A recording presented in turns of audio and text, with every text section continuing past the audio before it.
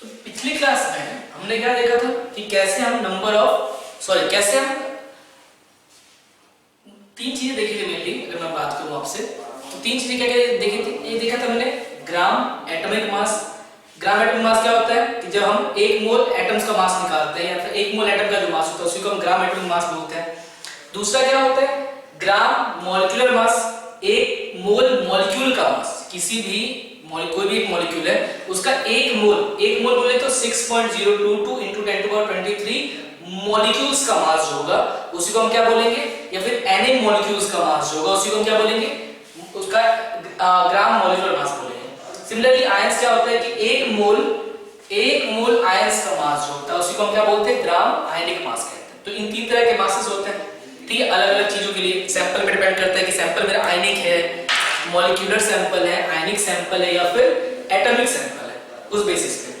लेकिन क्या है, एक बात ध्यान से रखना चाहिए, क्या कि चाहे वो ग्राम मॉलिक्यूलर मास हो, ग्राम एटॉमिक मास हो या फिर ग्राम आयनिक मास हो, उन तीनों को हम एक उसके लिए कॉमन वर्ड यूज कर सकते हैं, क्या, मोलर मास, ठीक है ना। तो ग्राम एटॉमिक मास हो, ग्राम एटॉमिक मास हो या फिर ग्राम मॉलिक्यूलर मास हो या फिर ग्राम आयनिक मास हो, इन तीनों टर्म्स के लिए हम एक वर्ड यूज कर सकते हैं, वो होता है मोलर मास। ठीक है, मोलर मास अगर आयंस के फॉर्म में है तो मोलर मास का मतलब होता है कि एक मोल एंटिटी का मास जो होता है, चाहे वो एटम्स हो, मॉलिक्यूल्स हो या फिर आयंस हो, एक मोल किसी भी चीज का मास उसको हम बोलते हैं मोलर मास। ठीक है, तो मोलर मास इक्वल टू क्या होता है, किसी एक मोल एटम्स का मास या मॉलिक्यूल का मास या फिर आयन का मास, जो भी सैंपल है उसके अकॉर्डिंग। ठीक है, कोई दिक्कत वाली बात नहीं है। अब देखिए क्या भाई, कि मान लीजिए मुझे निकालना है नंबर ऑफ मोल्स निकालना है, नंबर ऑफ मोल्स यानी n निकालना है। मुझे क्या दे रखा है, मुझे सैंपल दे रखा है, जो भी मेरे पास एटॉमिक सैंपल है, मॉलिक्यूलर सैंपल है या फिर आयनिक सैंपल जो भी है, मुझे वो सैंपल दे रखा है और सैंपल का वेट दे रखा है। मुझे बोल रहा है कि नंबर ऑफ मोल्स निकालिए। नंबर ऑफ मोल्स निकालिए, कैसे निकालेंगे, तो इट इज इक्वल टू होता है वेट ऑफ सैंपल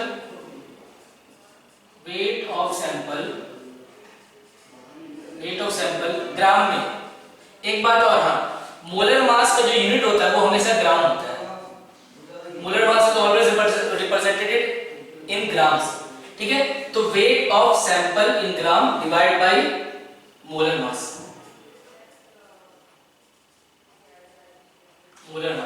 ठीक है, या इसको दूसरे अगर फॉर्मूला को लिखना है ठीक से तो हो जाएगा weight by m represent for molar mass. एक मोल सब्सटेंस का मास जो होता है उसी को हम क्या बोलेंगे, मोलर मास। ठीक है, एग्जांपल देखते हैं। जैसे सपोज कीजिए इस क्वेश्चन का आंसर, इसको सॉल्व करते हैं। क्वेश्चन से इसको ज्यादा अच्छी तरह से ये समझ में आएगा। ठीक है, क्या है भाई कि मान लीजिए इन 24 ग्राम हीलियम एटम, क्या है आपके पास 24 ग्राम हीलियम एटम का सैंपल है, हीलियम सैंपल है, हीलियम एटम्स सैंपल। ठीक है, इसमें क्या बोल रहा है, पहला बोल रहा है कि मोल्स निकालिए, नंबर ऑफ मोल्स कितने होंगे, दूसरा नंबर ऑफ एटम्स कितने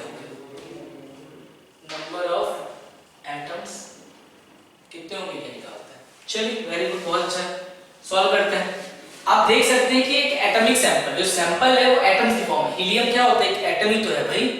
ठीक है, तो ये मेरा एटॉमिक सैंपल, सबसे पहली बात ये सब इंपॉर्टेंट है, एटॉमिक सैंपल है।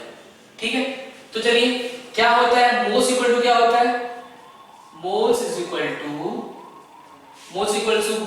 क्या होता है, weight W by molar mass, weight of the sample divide by molar mass. Weight of sample कितना दे रखा है, 24 ग्राम नहीं होना चाहिए, ग्राम में दे रखा है। और मोलर मास कितना होगा, हीलियम एटम का मोलर मास कितना होता है, तो मोलर एटम के लिए हम मोलर मास कैसे निकालते हैं या फिर एटॉमिक मास कैसे निकालते हैं, ग्राम एटॉमिक मास। एक मोल एटम का मास कैसे निकालते हैं, तो वो क्या होता है, याद होगा अगर आपको पता होगा कि 1 मोल एटम का मास जो होता है वो क्या होता है, A ग्राम, ठीक है ना, A ग्राम वेट। A क्या है आपका एटॉमिक मास नंबर होता है, तो हीलियम का एटॉमिक मास नंबर कितना होता है 4, तो क्या हो जाएगा मोलर मास उसका हो जाएगा 4 ग्राम। ओके, तो ग्राम से ग्राम हुआ कैंसिल, 4 से उसको कट किया जाएगा 6, यानी आ गया आपका 6 मोल्स। तो क्या हो गया आपका, इस सैंपल में कितने मोल्स है हाइड्रोजन के, सॉरी हीलियम के, तो वो है 6 मोल्स। ओके, तो मैंने पहला क्वेश्चन सॉल्व कर लिया है, मोल्स निकाल लिया, मुझे दूसरा करना है नंबर ऑफ एटम्स निकालना है, number of atoms, number of atoms निकालना। अच्छा देखिए क्योंकि ये एटॉमिक सैंपल है, एटॉमिक सैंपल में क्या होगा कि एक मोल सैंपल में कितने एटम्स होंगे, एटॉमिक सैंपल है, एटॉमिक सैंपल है, एटॉमिक सैंपल है, तो जो मोल की बात करेंगे वो एटम्स के टर्म में बात करेंगे। तो 1 मोल contains Na atoms, Na helium atoms, एक मोल में Na helium atoms होंगे। अपने पास कितने मोल है, 6 मोल है, तो therefore 6 mole will be equivalent to 6 Na atoms, 6 Na helium atoms। ठीक है, अब अगर चाहे आप तो 6 की वैल्यू पुट कर सकते हैं, 6 इंटू n की वैल्यू कितनी होती है 6.022, तो वो वैल्यू अगर चाहे तो आप पुट कर सकते हैं और उससे आंसर कुछ आ जाएगा 23 हीलियम एटम्स, ऐसा भी लिखा जा सकता है, ये दोनों ही फॉर्म सही है। ठीक है, कोई दिक्कत वाली बात, आगे बढ़ते हैं, दूसरा क्वेश्चन देखते हैं। जैसे कि एक क्वेश्चन, अच्छा एक काम करते हैं, इसको मेरे को पूरा ब्लैक बोर्ड की जरूरत पड़ेगी, इसको मिटा कर फिर देखते हैं आगे। एक हमें क्वेश्चन दे रखा है, क्या है कि आपके बोल रहे हैं कि एक O3 सैंपल है जो 96 ग्राम है, बोल रहा है इसमें मोल्स निकालिए, मॉलिक्यूल्स निकालिए एंड एटम्स निकालिए। चलिए करते हैं सॉल्व इसको। सबसे पहली बात ये समझना है कि यहाँ पे जो सैंपल है वो किस फॉर्म में, एटॉमिक सैंपल है क्या ये एटम है, O3 का एक एटम है, O3 एक मॉलिक्यूल है, O3 मॉलिक्यूल्स का मतलब ये मॉलिक्यूलर सैंपल दे रखा है। सबसे पहली बात तो ये कि O3 मेरा मॉलिक्यूल, इसका मतलब वो मॉलिक्यूलर सैंपल दे रखा है। वेरी गुड, इतनी बात मुझे समझ में आ गई। इसका मतलब अगर मैं मोल्स की बात करूंगा तो मैं क्या बोलूंगा कि एक मोल O3 में क्या कितने मॉलिक्यूल्स होंगे, एक मोल O3 में कितने मॉलिक्यूल्स होंगे 6.022 into 10⁻23 मॉलिक्यूल्स होंगे। ये बात समझने वाली बात है, ठीक है, ये मॉलिक्यूलर सैंपल है। चलिए देखते हैं, चलिए तो मोल्स कैसे निकाला जाता है, मोल्स इक्वल टू क्या होता है, एक काम करते हैं, सबसे पहले हम इसका मोलर मास निकालते हैं, इस O3 का मोलर मास निकालते हैं। मोलर मास बोलिए या फिर ग्राम मॉलिक्यूलर मास बोलिए, दोनों आप कह सकते हैं, ग्राम मॉलिक्यूलर मास ऑफ O3, ठीक है, या फिर और मोलर मास, आपको जो कहना है वो कह सकते हैं, मोलर मास m से रिप्रेजेंट करते हैं।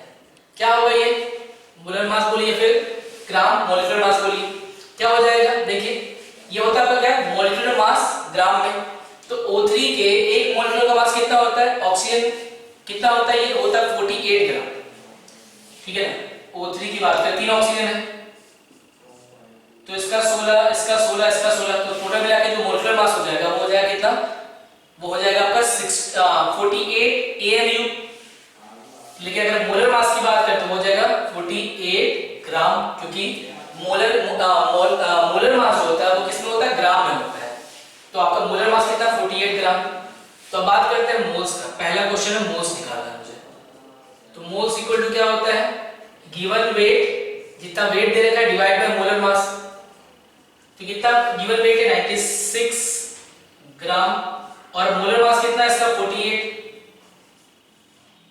ग्राम, ग्राम से ग्राम कैंसिल, इससे ये कैंसिल हो जाएगा 2, यानी मेरे पास कितने मोल्स हैं O3 के, कितने मोल्स है मेरे पास 2 मोल्स है। इतनी बात में समझ आ गई। क्वेश्चन नंबर बी, क्वेश्चन ये पूछ रहा है कि मॉलिक्यूल्स निकालिए। ठीक है, तो एक बात समझिए, एक मोल में कितने मॉलिक्यूल्स होते हैं? एक मोल में कितने मॉलिक्यूल्स होते हैं? Na molecules. अपने पास 2 मोल है, तो 2 मोल में कितने हो जाएंगे? 2 Na molecules. 1 mole is equivalent to Na molecules. तो 2 मोल्स कितने के इक्विवेलेंट हो जाएंगे? 2 Na के। तो 2 Na मॉलिक्यूल्स, तो 2 Na मॉलिक्यूल्स ऑफ O3। ठीक है, अगर आप चाहे Na की वैल्यू 6.022 10.23 पुट कर दे तो भी निकल जाएगा, उससे भी आ जाएगा, उससे भी एक दूसरा आंसर आएगा। थर्ड बात करते हैं, ये बोल क्या रहा है? एटम्स की बात कर रहा है। ठीक है, एटम्स की बात कर रहा है। एक बात देखिए, O3 के एक मॉलिक्यूल में कितने एटम्स हैं? 3 एटम ऑक्सीजन के। O3 के एक मॉलिक्यूल में कितने एटम्स हैं? 3 है। अपने पास कितने मॉलिक्यूल्स हैं? 2 Na मॉलिक्यूल्स हैं। तो साथ निकाल लेंगे कि 1 molecule of O3 is equivalent to कितने? 3 atoms। 3 atoms। तो अपने पास कितने मॉलिक्यूल्स है? अपने पास 2 Na मॉलिक्यूल्स है। 2 Na मॉलिक्यूल्स है। तो 2 Na molecules will be equivalent to कितना?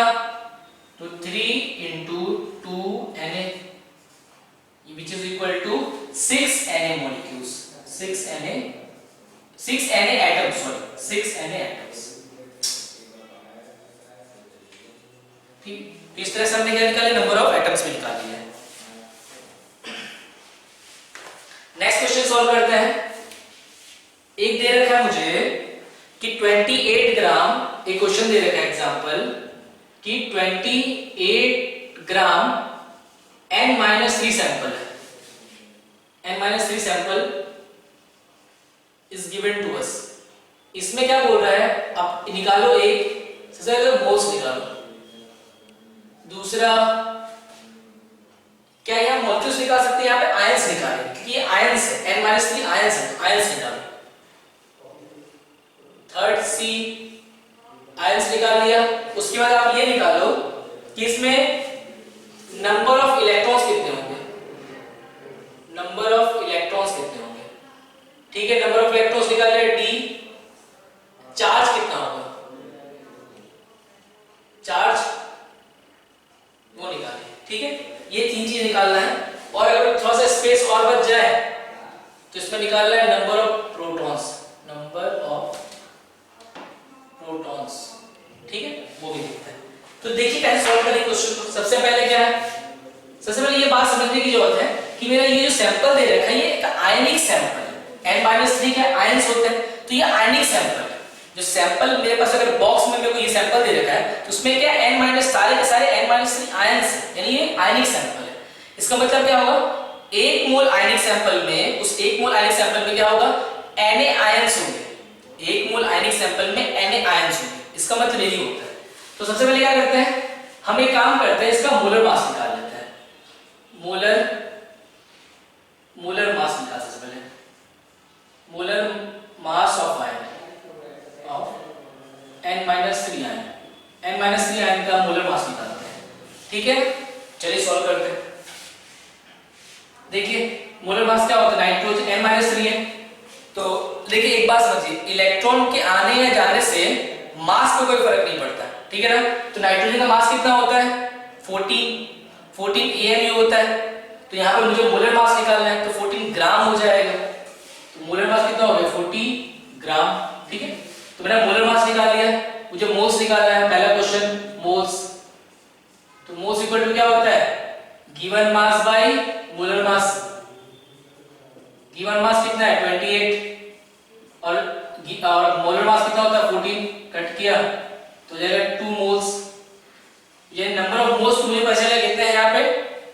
आपके 2 मोल्स है। दूसरा क्वेश्चन नंबर बी बोल रहा है आयंस निकालिए, नंबर ऑफ आयंस। ठीक है, तो 1 मोल में कितने आयंस होते हैं? आयनिक सैंपल है ना भाई, तो 1 मोल में कितने आयंस हो जाएंगे? Na ions. अपने पास कितने मोल्स है? 2 मोल्स। 2 मोल्स में कितने हो जाएंगे? 2 moles equivalent to 2 Na ions. ये जो मैं समझा रहा हूं ना, प्लीज ये एग्जांपल ये एग्जांपल में जो मैं समझा रहा हूं उसको एक दो बार और देखें आप, एग्जांपल को इसको पॉज करके एक दो बार और देखें। जो मैं लैंग्वेज यूज कर रहा हूं उस लैंग्वेज पे पकड़ बनाने की कोशिश करिए, मैं कह क्या रहा हूं वही इंपॉर्टेंट सबसे ज्यादा है। ठीक है, फॉर्मूला से बचने की कोशिश करें और जो मैं कह रहा हूं वो बात को समझे थोड़ा सा कि एक मोल में कितने आयंस होंगे, क्योंकि आयनिक सैंपल है ना, तो एक मोल में कितने आयंस होंगे, Na आयंस। तो अपने पास तो 2 मोल्स हैं, तो 2 मोल्स में कितने हो जाएंगे 2Na आयंस, यानी कितने आयंस होंगे 2Na आयंस। सी पे आते हैं, सी में क्या बोल रहे हैं, नंबर ऑफ इलेक्ट्रॉन्स निकाल रहे हैं, नंबर ऑफ इलेक्ट्रॉन्स निकाल। चलिए एक बात देखते हैं, ये आयनिक सैंपल है, मैं देखता हूं कि 1n-3 आयन, एक n-3 आयंस में कितने इलेक्ट्रॉन्स हैं देखते हैं। एक n-3 में कितने इलेक्ट्रॉन्स है भाई, हेलो, एक n-3 में एक n-3 आयन, सिर्फ एक ही आयन है, उसमें कितने इलेक्ट्रॉन्स देखते हैं। आपको पता है कि अनायन केस में नंबर ऑफ इलेक्ट्रॉन्स कैसे निकालते हैं, नंबर ऑफ इलेक्ट्रॉन्स होता है Z प्लस आपका चार्ज हो जाता है, कितना चार्ज है इस पे 3 है, तो Z, अब नाइट्रोजन का जो एटॉमिक नंबर वो कितना होता है 7 होता है, तो 7 प्लस 3 तो ये 10 हो गए, नंबर ऑफ इलेक्ट्रॉन्स कितने हो गए 10। तो एक आयन में कितने इलेक्ट्रॉन्स होते हैं 10, सिर्फ एक आयन है, सिर्फ एक n-3 का आयन रहे तो उसमें कितने इलेक्ट्रॉन्स हो जाएंगे 10 इलेक्ट्रॉन्स। अपने पास क्या सिर्फ एक आयन है, अपने पास 2Na आयंस है, तो देयरफॉर 2Na n-3 आयन कितना हो जाएगा, तो 2Na into 10 which is equal to 20 Na electrons. ठीक है, कोई दिक्कत वाली बात नहीं। आते हैं क्वेश्चन नंबर डी पे। क्वेश्चन नंबर डी क्या कह रहा है कि चार्ज निकालिए, चार्ज मतलब कूलम में चार्ज निकालिए, ऐसा बोल रहा है। ठीक है, तो एक बात बताइए, अपने पास इतने इलेक्ट्रॉन्स का चार्ज है, अपने पास इतने इलेक्ट्रॉन का चार्ज है, मुझे ये बताओ कि एक इलेक्ट्रॉन पे कितना चार्ज होता है। एक इलेक्ट्रॉन पे चार्ज होता है, चार्ज ऑन 1 इलेक्ट्रॉन अगर बात करें, चार्ज ऑन 1 इलेक्ट्रॉन अगर बात करें तो कितना होता है, वो होता है 1.602 into 10 to power minus 19 coulomb होता है माइनस में। तो एक इलेक्ट्रॉन पे कितना चार्ज हो जाएगा, अपने पास कितना इलेक्ट्रॉन 20 इलेक्ट्रॉन्स है, तो therefore charge on 20 Na electrons कितना हो जाएगा, तो हो जाएगा 1.602 into 10 to power 19 into आपका 20 Na कूलम क्यूब को मल्टीप्लाई वगैरह कर लेना, आपका आंसर आ जाएगा। ठीक है, कोई दिक्कत वाली बात।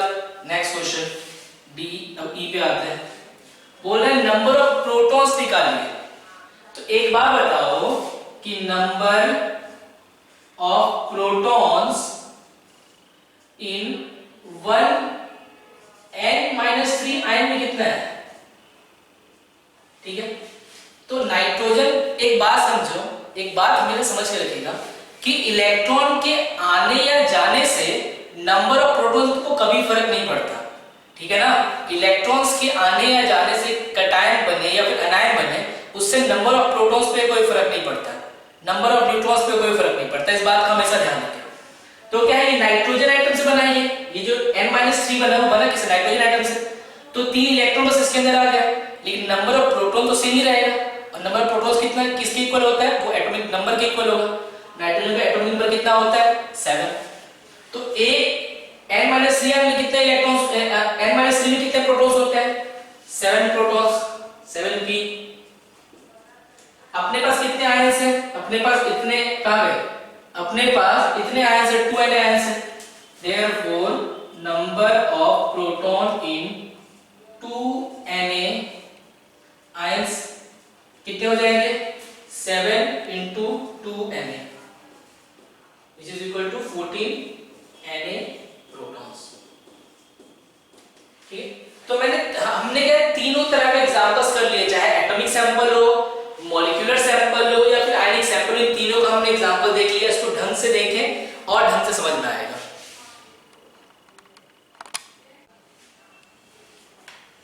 अब पढ़ते हैं थोड़ा सा एवोगैड्रोस लॉ के बारे में। एवोगैड्रोस लॉ, ये लॉ क्या कहती है? बहुत ही सिंपल बात कहती है। क्या कहती है? इसका स्टेटमेंट देखते हैं कि ये कहती है कि equal volume of any gas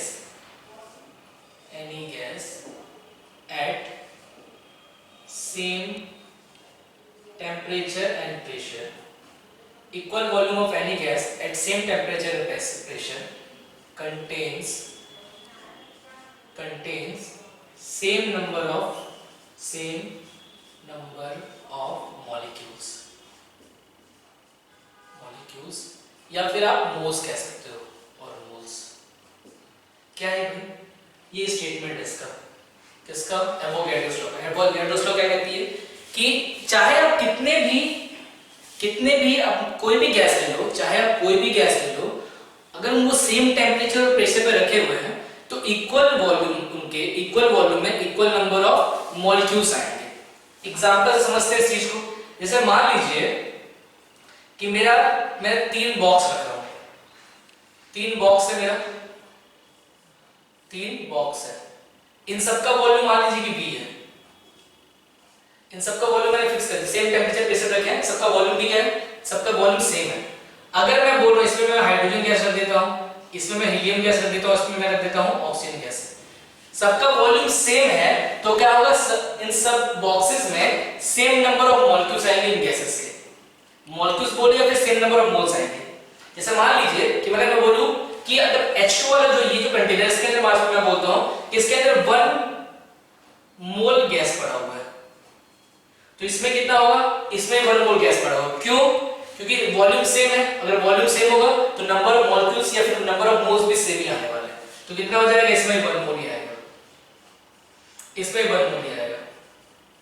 ठीक है, ये हो गया कि अगर इक्वल वॉल्यूम्स है, सेम टेम्परेचर प्रेशर पे, अगर कितने भी चाहे आप कोई भी गैस ले लो, अगर वॉल्यूम सेम है तो नंबर ऑफ पार्टिकल्स या नंबर ऑफ मॉलिक्यूल्स सेम ही आएंगे।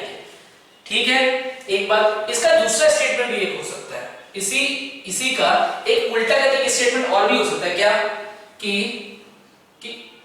Equal number of any gas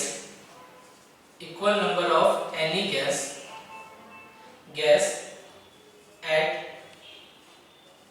same temperature and pressure occupy equal volume। क्या कह रहा है कि कितने भी गैसेस हो जाए, अगर उनमें नंबर ऑफ मॉलिक्यूल्स जो है इक्वल नंबर ऑफ मॉलिक्यूल्स या फिर इसको बोल सकते हैं मोल्स, जो आप कहना चाह रहे हो, equal number of molecules of any gas eight same temperature pressure occupy क्या होता है? आपका सेम वॉल्यूम ऑक्यूपाई करता है, इक्वल वॉल्यूम ऑक्यूपाई करता है। कहने का मतलब क्या? इसी को एग्जांपल में फिर से समझते हैं। जैसे मान लीजिए कि मेरा एक कंटेनर ये है, एक कंटेनर ये है और एक कंटेनर ये है, तीनों कंटेनर। इन सब के अंदर इसके अंदर मैंने फिर से वही हाइड्रोजन गैस भरा, इसमें हीलियम गैस भर दिया है और इसमें मैंने O2 गैस भर दिया है। ठीक है, अगर इनमें नंबर ऑफ मॉलिक्यूल सेम है, मान लीजिए मैं बोलता हूं इसके अंदर मैंने रखा है, इसमें मान लीजिए मैं बोल रहा हूं इसमें मैंने 10 मोल रखा है, इसमें भी मैंने मान लीजिए 10 मोल रखा है, इसमें भी जो नंबर जो है O2 के वो 10 मोल्स है। अगर नंबर ऑफ मोल्स या मॉलिक्यूल सेम हो, temperature pressure same temperature pressure पे अगर नंबर ऑफ मॉलिक्यूल सेम हो तो ये वॉल्यूम भी सेम ऑक्यूपाई करेंगे। कहने का मतलब है, मान लीजिए अगर 100 ये H2 गैस में जो 10 मोल्स है, इसने मान लीजिए कि यहाँ पे 5 लीटर वॉल्यूम ऑक्यूपाई किया है, तो इसका भी 5 लीटर ही आएगा, इसका भी 5 लीटर ही आएगा, इसका भी 5 लीटर ही आएगा। क्यों? क्योंकि नंबर ऑफ मॉलिक्यूल्स है। ठीक है, तो चाहे नंबर ऑफ मॉलिक्यूल से देख लो या फिर वॉल्यूम से देख लो, दोनों ही केस में क्या होता है? एक दूसरे के परस्पर होते हैं, एक दूसरे के साथ चलता है। कि अगर वॉल्यूम सेम है तो नंबर ऑफ मॉलिक्यूल्स भी सेम ही होगा। सिमिलरली अगर नंबर ऑफ मॉलिक्यूल्स सेम है तो वॉल्यूम भी सेम ही होगा। इसी चीज से क्या होता है, मेरा एक थर्ड डेफिनेशन आता है मोल का इन टर्म्स ऑफ वॉल्यूम। तो इसका क्या होता है कि one mole of any gas occupy 22.4 liters 22.4 liter at STP, 22.4 liter volume at STP। Standard temperature and pressure पे चाहे कोई भी गैस हो, एक mole is always equal to 22.4 litre. One mole of any gas at STP occupied 22.4 litre. एक mole में तो 22.4 litre at STP पे। अब ये एसटीपी क्या होता है भाई, एसटीपी क्या होता है, थोड़ी एसटीपी के बारे में बात कर ली जाए। ठीक है, तो एसटीपी क्या होता है, एसटीपी का मतलब होता है standard temperature and pressure. Standard temperature and pressure, standard temperature pressure. Standard temperature pressure क्या होता है भाई, स्टैंडर्ड टेम्परेचर प्रेशर होता है T equal to 273 kelvin. Standard temperature pressure पे टेम्परेचर कितना होता है, 273 केल्विन होता है। एंड जो प्रेशर होता है 1 बार, या फिर अधिकतर टाइम इसको 1 atm ले लेते हैं, कैलकुलेशन में इसको 1 atm मान लिया जाता है। ठीक है, तो 1 बार प्रेशर होता है और टेम्परेचर आपका ये होता है। ठीक है, और जो चलिए इतना ही होता है। ठीक है, आगे बात करते हैं, आगे बात थोड़ी सी करते हैं। इसका मतलब क्या है, इसका मतलब क्या है कि one mole of gas is equivalent to क्या हो गया, 22.4 litre, 22.4 litre volume. 1 liter of any gas is equivalent to 22.4 liter volume at STP। ये इंपॉर्टेंट है, STP पे सिर्फ होता है, कहीं पे भी नहीं, सिर्फ STP पे। इसका मतलब क्या है कि अगर मान लो मैं 1 मोल हाइड्रोजन गैस ले लूं, hydrogen gas at STP, 1 mole of hydrogen gas, 1 mole hydrogen gas is equivalent to 22.4 litre at STP। अगर मैं बोलूं 1 मोल ऑक्सीजन गैस ले लूं, O2 गैस, तो ये भी क्या हो जाएगा, it is equivalent to 22.4 litre at STP। चाहे मैं कोई भी गैस ले लूं, गैस में चाहे जो भी ले लूं, अगर मैं 1 मोल ले रहा हूं तो 1 मोल का मतलब 22.4 लीटर होगा STP पे। ठीक है, कोई दिक्कत वाली बात, आगे देखते हैं। तो मान लीजिए कि मुझे वॉल्यूम दे रखा है एसटीपी पे, सपोज करो मुझे वॉल्यूम दे रखा है, अब मुझसे ये पूछे कि नंबर ऑफ मोल्स निकालिए, तो उसका फॉर्मूला क्या होगा, तो number of moles is equal to number of moles, जिसको हम n बोलते हैं, नंबर ऑफ मोल्स n से number of moles equal to क्या हो जाएगा, volume of sample at STP. ये ध्यान रखना है कि volume of sample, gas sample होगा इसलिए गैस सैंपल होगा, sample at STP divide by 22.4 litre. और ये वॉल्यूम भी लीटर में होना चाहिए, इंपॉर्टेंट है। ठीक है, तो नंबर ऑफ मोल्स कैसे निकालेंगे, number of moles is equal to volume STP पे वॉल्यूम लीटर डिवाइड बाय 22.4, इससे मेरा निकल जाएगा नंबर ऑफ मोल्स। ठीक है, कोई दिक्कत वाली बात, आगे चलते हैं। मान लीजिए कि मुझे क्वेश्चन दे रखा है, सपोज मुझे क्वेश्चन दे रखा है, क्या मुझे गैस दे दिया है 44.8 लीटर, गैस 44.8 लीटर मुझे O3 गैस दे दिया है, 44.8 लीटर मुझे O3 गैस सैंपल दे दिया है। ठीक है, तो इसमें जो यहाँ पे जो क्वेश्चन पूछ रहा है वो क्वेश्चन बोल रहा है ए, सबसे पहले तो मोल्स निकालो, मोल्स निकालो। बी, मोल्स निकाल लिया तो अब नंबर ऑफ, अच्छा मास ऑफ सैंपल निकालो, मास ऑफ सैंपल निकालो। ये क्वेश्चन थोड़ा ढंग का है। सी, सैंपल भी निकाल लिया, नंबर ऑफ मॉलिक्यूल्स निकालो।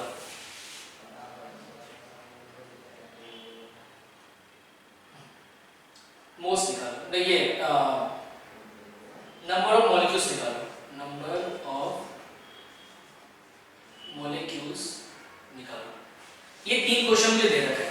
चौथा भी हम चाहे तो नंबर ऑफ एटम्स में निकाल सकते हैं, number of atoms, number of atoms हमें जो चाहे वो तो निकाल ही सकते हैं। चलिए देखते हैं, क्वेश्चन सॉल्व करते हैं। क्या बोला, 44.8 लीटर O3 गैस है, ठीक है, और क्या बोला मुझे मोल्स निकालना है। जो गैस सैंपल एट एसटीपी, ये इंपॉर्टेंट है कि एसटीपी नहीं लिखना कि एसटीपी की बात कर रहे हैं। तो चलिए इसका निकालते हैं। ये मुझे एसटीपी में वॉल्यूम बता रखा है सैंपल का, मुझे मोल्स निकालना है। तो मोल्स इक्वल टू क्या हो जाएगा, n इक्वल टू हो जाएगा given volume in litre STP पे डिवाइड बाय 22.4। तो कितना मेरे को वॉल्यूम दे रखा है, 44.8 दे रखा है। तो 44.8 डिवाइड बाय 22.4 कट करेंगे तो आ जाएगा 2, यानी 2 moles. In number of moles मैंने निकाले कितने, वो 2 मोल आ गए, 2 मोल्स। नेक्स्ट क्वेश्चन क्या बोल रहा है, मास निकालना है। क्वेश्चन ए सॉल्व हो गया, क्वेश्चन बी बोल रहा है मास निकालना है। चलिए ठीक है, मास ऑफ सैंपल। एक बात बताइए, 1 मोल O3 का मास कितना होता है? मास of 1 mole O3, 1 mole O3 का मास कितना होता है? Hello, mass of 1 mole O3 का कितना होता है?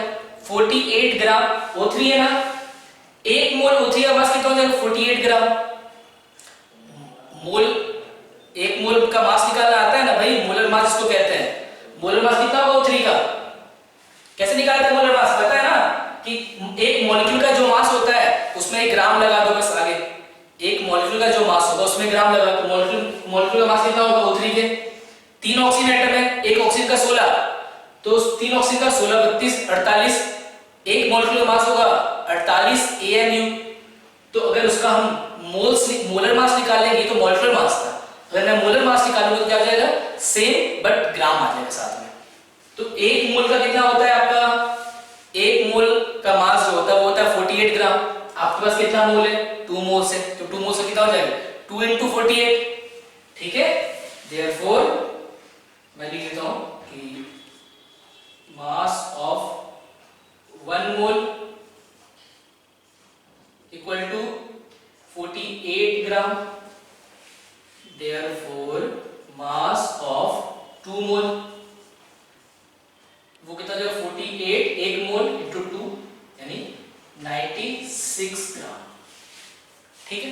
ये वाली बात हो, लेकिन इसको इस तरीके से ना लिखें प्लीज, थोड़ा दिमाग के अंदर इसको चीज को समझे और एक लाइन में करने की कोशिश करें कि 1 मोल का अगर मास 48 ग्राम होगा तो 2 मोल का मास कितना हो जाएगा, 96, 2 को उससे मल्टीप्लाई कर दें, ठीक है। क्वेश्चन नंबर सी पे आता है नंबर ऑफ मॉलिक्यूल्स निकालिए, नंबर ऑफ मॉलिक्यूल्स निकालिए। क्योंकि एक मॉलिक्यूलर सैंपल है तो 1 मोल मतलब कितना मॉलिक्यूल हो जाएगा, Na मॉलिक्यूल्स। अपने पास कितने मोल्स है, 2 Na है, तो कितने मोल्स हो जाएंगे, तो इतने मॉलिक्यूल्स हो जाएंगे 2 Na molecules. Therefore number of molecules is equal to 2Na। Number of molecules कितने, 2Na हो जाएंगे। बात करते हैं चौथा question D, number of atoms, number of atoms.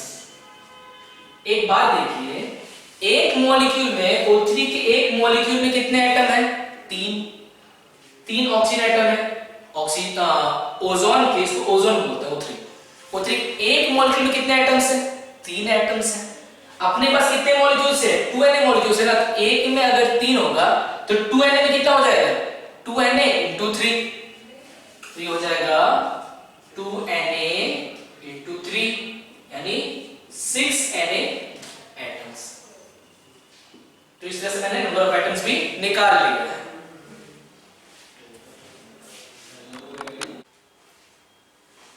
एक क्वेश्चन में दे रखा है, बोल रहा है कि 3 अलग-अलग कंटेनर में helium, oxygen gas and carbon dioxide gas रखा हुआ है और सब सबका 1 मोल ले रखा है। तीनों कंटेनर में जो उनका जो ले रखा है नंबर ऑफ मॉलिक्यूल्स या जो भी है वो आपका 1 मोल है और इस टेम्परेचर और प्रेशर सेम है। तो क्या बोल रहा है, सबसे पहले निकालो रेशियो ऑफ वॉल्यूम निकालना है, रेशियो ऑफ मॉलिक्यूल्स निकालना है एंड रेशियो ऑफ एटम्स निकालना है। चलिए क्वेश्चन सॉल्व करते हैं। देखिए क्या है भाई कि टेम्परेचर प्रेशर तीनों कंटेनर का सेम है, तीनों गैसेस का टेम्परेचर और प्रेशर सेम है और सब एक एक मोल है, ठीक है, यानी नंबर ऑफ मोल्स तो क्या है सेम है। अगर नंबर ऑफ मोल्स सेम है सेम टेम्परेचर प्रेशर पे तो क्या होगा, वॉल्यूम भी सेम होगा, ठीक है, वॉल्यूम भी क्या होगा सेम होगा। तो क्या होता है कि according to Avogadro's law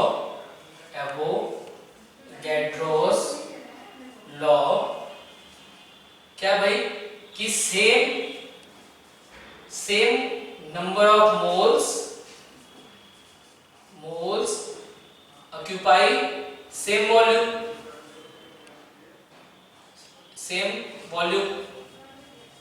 same number of volumes moles occupy same volume. तो यानी क्या हो जाएगा, यानी V helium is to V, O2 is to V, CO3 क्या हो जाएगा 1 is to 1 क्या जाएगा, मान लेते हैं या सपोज कीजिए ना, अगर नहीं समझ में आ रहा है तो अगर मान लीजिए अगर इसका वॉल्यूम V है तो इसका वॉल्यूम भी क्या हो जाएगा V हो जाएगा, इसका वॉल्यूम भी क्या हो जाएगा V हो जाएगा। क्यों भाई, क्योंकि नंबर ऑफ मोल्स सेम है, अगर नंबर ऑफ मोल्स सेम है तो वॉल्यूम भी क्या सेम आता है। तो V is to V cut करेंगे सबको तो क्या हो जाएगा 1 is to 1 तो 1 का रेशियो आ गया, ठीक है। नेक्स्ट क्वेश्चन क्या है मेरा, बोल रहा है नंबर ऑफ मॉलिक्यूल्स निकालो, रेशियो ऑफ मॉलिक्यूल्स निकालो, तो रेशियो ऑफ मॉलिक्यूल्स निकालते हैं। रेशियो ऑफ मोल्स क्या हो जाएगा, देखो एक बात समझो, अगर नंबर ऑफ मोल्स सेम है ना तो मॉलिक्यूल भी सेम ही होगा, ये बात समझिए, अगर नंबर ऑफ मोल्स सेम है तो मॉलिक्यूल भी सेम ही होगा, उसमें कोई दिक्कत वाली बात तो है ही नहीं। या अगर दूसरे तरीके से देखें कि क्या अगर वॉल्यूम सेम है तो मॉलिक्यूल्स भी सेम ही होगा, ठीक है। तो क्या है कि as number of moles are same therefore molecules will also be same, molecules number will also be same, ठीक है। तो अगर नंबर ऑफ मॉलिक्यूल सेम है तो रेशियो क्या आ जाएगा, मॉलिक्यूलर रेशियो मतलब मॉलिक्यूलर रेशियो क्या हो जाएगा, मॉलिक्यूलर रेशियो क्या हो जाएगा, हो जाएगा 1:1:1, ठीक है।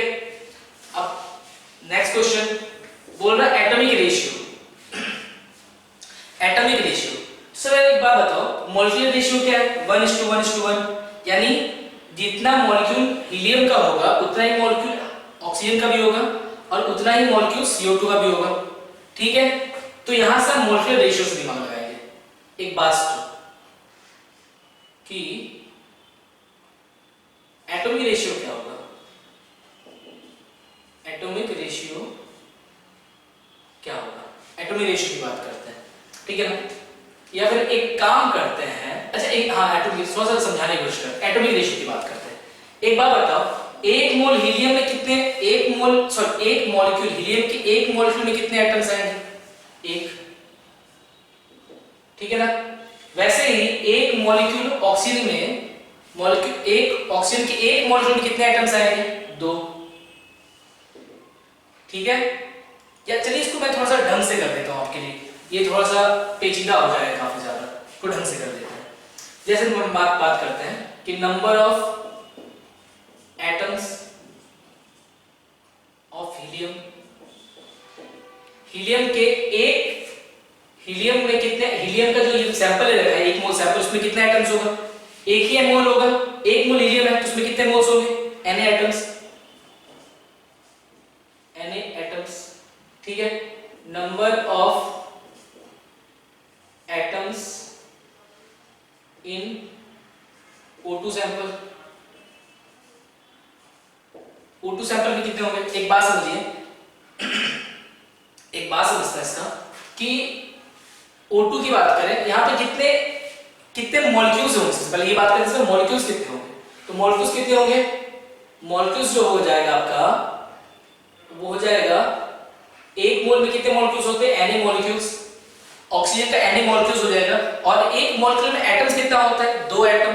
तो एक मॉलिक्यूल में अगर 2 एटम होता है तो Na मॉलिक्यूल में कितने एटम हो जाएंगे, 2 into Na, यानी 2 Na एटम्स।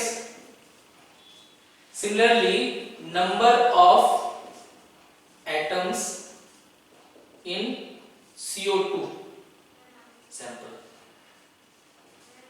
इसमें बात करते हैं। एक बात बताइए, ये भी एक मोल है, तो एक मोल में कितने मॉलिक्यूल्स होंगे, CO2 का मॉलिक्यूलर सैंपल है ना भाई CO2, तो एक मोल में कितने मॉलिक्यूल्स होंगे, Na molecules, very good, Na molecules. और एक CO2 के एक मॉलिक्यूल में कितने एटम्स हैं, एक मॉलिक्यूल में सिर्फ 3 एटम्स हैं, एक कार्बन का 2 ऑक्सीजन का, 3 एटम्स हैं। तो अगर एक मॉलिक्यूल में 3 एटम्स होंगे तो Na मॉलिक्यूल्स में कितने हो जाएंगे, 3 Na एटम्स। ठीक है, तो हम निकाल लेते हैं atomic ratio. Atomic ratio RTI ratio क्या हो जाएगा, इसमें Na 2Na 3Na, Na से Na कैंसिल हुआ तो ये हो जाएगा 1:2:3। ठीक है ना, तो ये आपका हो जाएगा एटॉमिक रेशियो। अब एक चीज समझते हैं, बहुत ही इंपॉर्टेंट चीज है, उसको थोड़ा समझने की कोशिश करते हैं। अब जो भी हमने मोल्स के बारे में पढ़ा है उसका एक बार रिवीजन करते हैं कि जो हम मोल्स को हमने 3 टर्म्स में पढ़ा है, नंबर्स के टर्म्स में पढ़ा है, मास के टर्म्स में पढ़ा है और वॉल्यूम के टर्म्स में पढ़ा है। तो एक बार इनका रिवीजन करते हैं। ठीक है, तो मैं लिखता हूं यहां पे कि मोल को हमने जो पहला पढ़ा है वो हमने पढ़ा है नंबर्स के टर्म में, इन terms of number, in terms of number. ठीक है, दूसरा जो हमने पढ़ा था वो पढ़ा था in terms of mass, in terms of mass. और तीसरा पढ़ा था वॉल्यूम के टर्म्स में। तो एक एक करके इन तीनों को हम देखते हैं कि जब हम इन टर्म्स ऑफ मास पढ़ रहे थे तो उसके अकॉर्डिंग क्या था कि 1 मोल, उसके अकॉर्डिंग था कि 1 मोल is equivalent to 6.022 into 10 to power 23 atoms. ठीक है, एटम्स। और ये कब यूज करते हैं, जब समझे सैंपल कैसा हो, एटॉमिक सैंपल। अगर एटॉमिक सैंपल दे रखा है तो हम ये यूज करते हैं। ठीक है, दूसरा 1 मोल is equivalent to 6.022 into 10 to power 23 molecules। ये कब यूज करते हैं, जब मेरा सैंपल कैसा हो, मेरा मॉलिक्यूलर सैंपल, मॉलिक्यूलर सैंपल के लिए, मॉलिक्यूलर सैंपल के लिए। Third, 1 mole is equivalent to 6.022 into 10 to power 23 ions। अगर मेरा आयनिक सैंपल दे रखा है तो उसमें हम क्या बोलते हैं कि 1 mole is equal to 10 to power 6.022 into 10 to power 23 ions।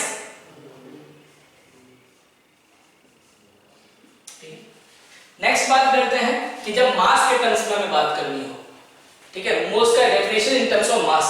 तो इसमें देखते हैं इसके अकॉर्डिंग क्या होता है कि 1 मोल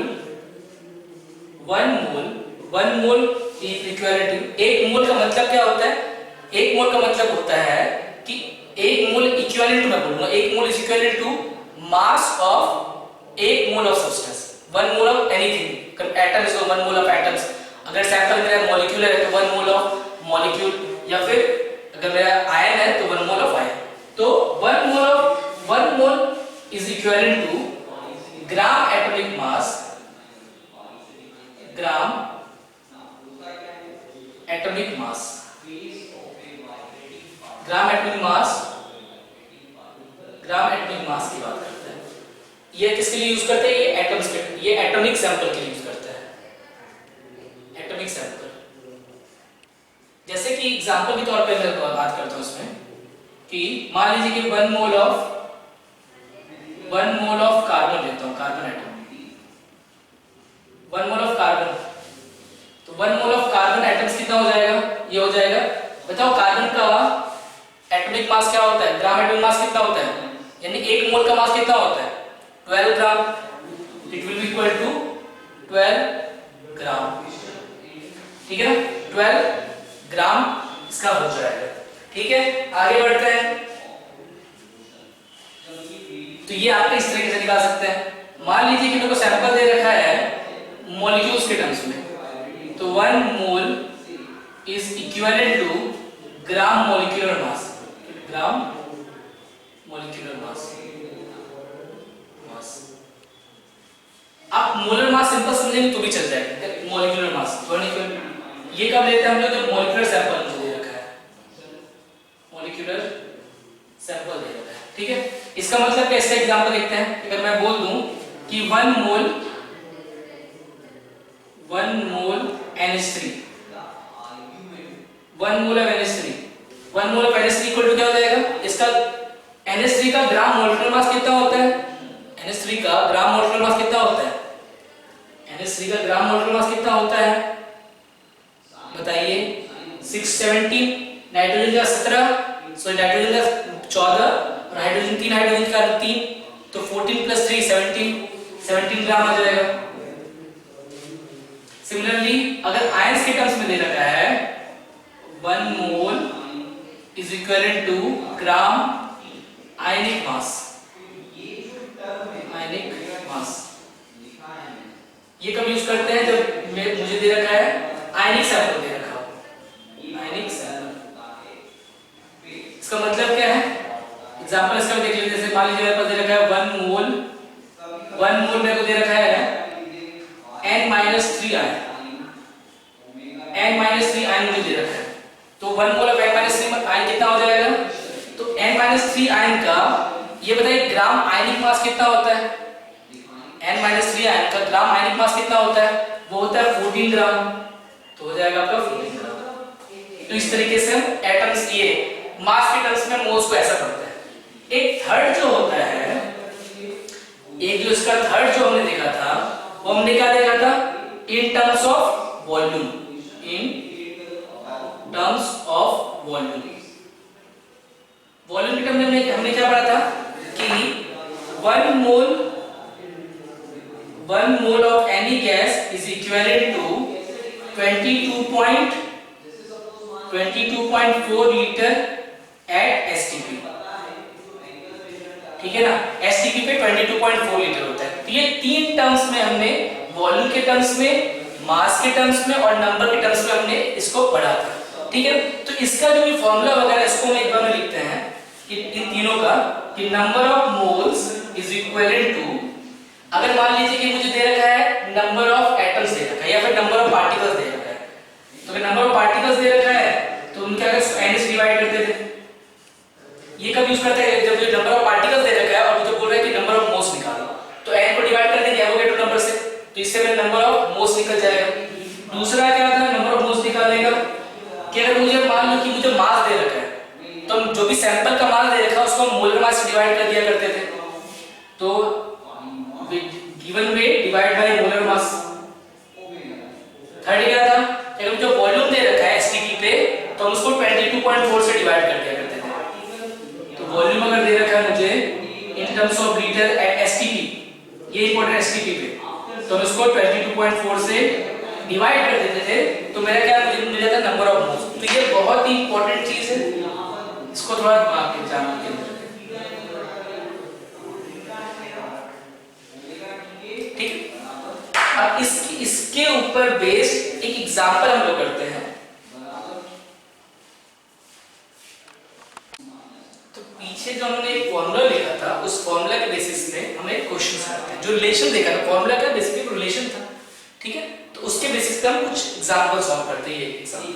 ये बहुत ही अच्छा एग्जांपल है। ये कह रहा है कि कंटेनर है जिसके अंदर O3 गैस भरा हुआ है, ओजोन गैस भरा हुआ है, और कितने मॉलिक्यूल्स है उस कंटेनर के अंदर O3 मॉलिक्यूल्स के, तो 12.044 into 10⁻24 मॉलिक्यूल्स पड़े हुए हैं।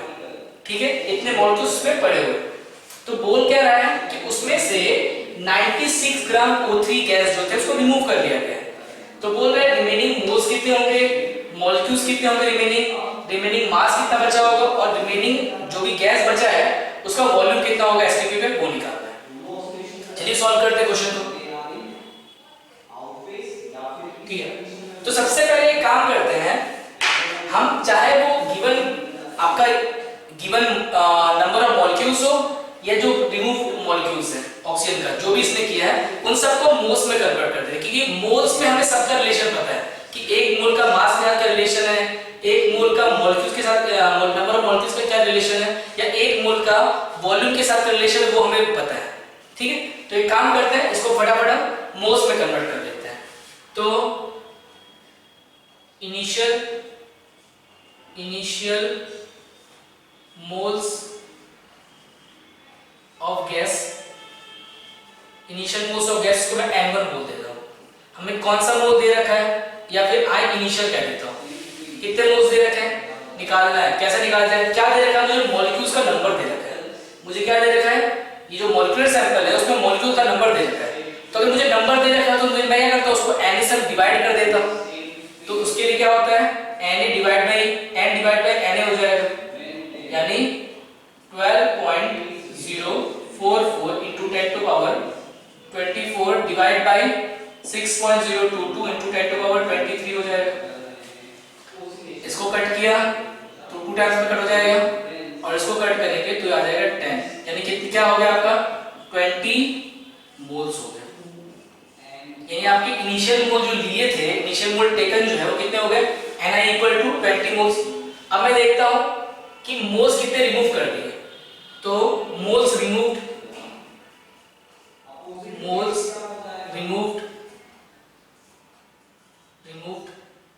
मैं इसको मानता हूं कि ये n स्मॉल r मान लेते हैं, n स्मॉल r, ठीक है ना।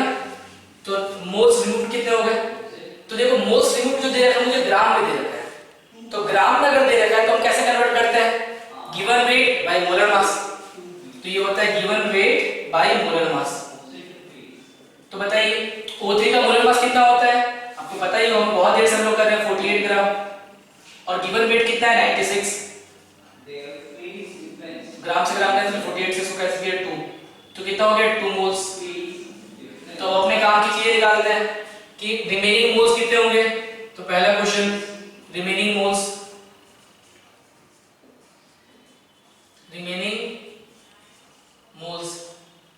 इसको मैं बोलता हूं n, इसको ये कहते हैं रिमेनिंग मोल्स निकाल, सिंपल सा।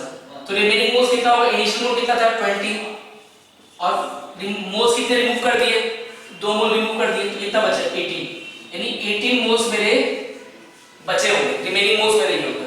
Question number 2, remaining molecules,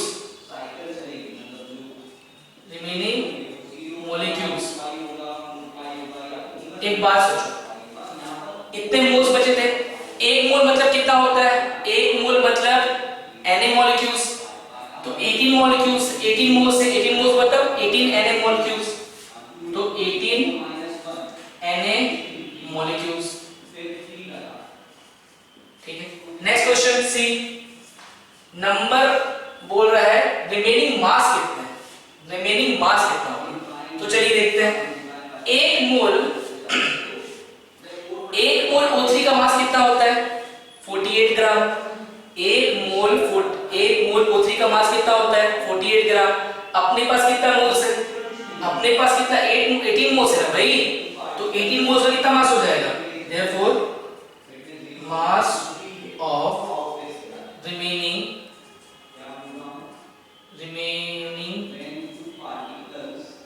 gas which is 18 moles है, जो कि यानी मैं बेसिकली ऐसा कह रहा हूं कि 18 मोल्स का मास कितना होगा।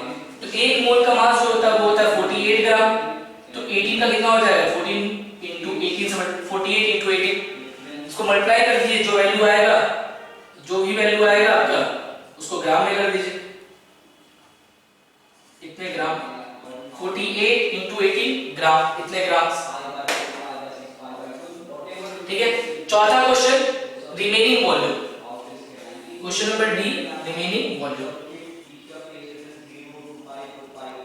रिमेनिंग वॉल्यूम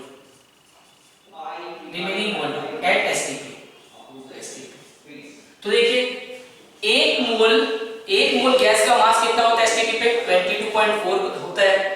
एक मोल गैस का मास कितना होता है, सॉरी एक मोल गैस का वॉल्यूम कितना होता है एसटीपी पे? 22.4 लीटर्स होता है। अपने पास कितना रिमेनिंग मोल्स है? 18 मोल्स है। तो 18 मोल्स कितना हो जाएगा? तो 22.4 into 18 कितने क्या हो जाएंगे आपके? लीटर हो जाएंगे, एलटीआर लीटर। जो भी इसकी वैल्यू आएगी वो आप डाल सकते हैं। तो ये बहुत ही शानदार एग्जांपल है जो हमने वो 3 फॉर्मूला जो पढ़ा था मोल्स का, उसका बहुत ही अच्छा एग्जांपल है। इसको प्रैक्टिस करें। और क्या है कि आज का लेक्चर यहाँ पे हम लोग फिनिश करते हैं और आगे की चीजें नेक्स्ट लेक्चर देखेंगे।